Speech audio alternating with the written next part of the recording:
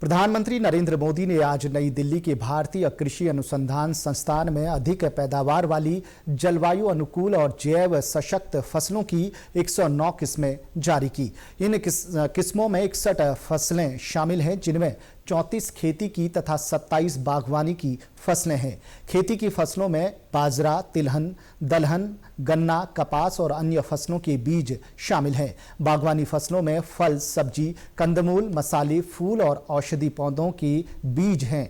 इस अवसर पर प्रधानमंत्री ने किसानों और वैज्ञानिकों से बातचीत भी की। नई फसल किस्मों पर प्रधानमंत्री ने कहा कि इनसे कृषि में मूल्यवर्धन होगा।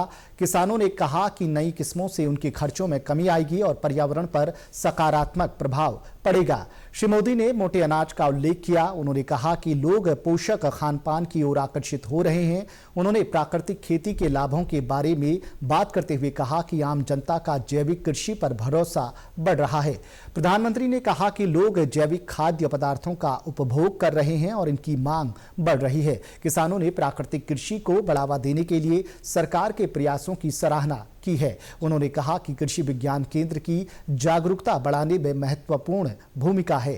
प्रधानमंत्री ने कहा कि कृषि विज्ञान केंद्रों को नई किस्मों के बारे में किसानों को जानकारी देने के लिए सक्रिय भूमिका निभानी चाहिए। उन्होंने नई फसल किस्म विकसित करने के लिए वैज्ञानिकों की सराहना की। वैज्ञानिकों ने बताया कि वे प्रधानमंत्री के सुझावों के अनुरूप काम कर रहे हैं।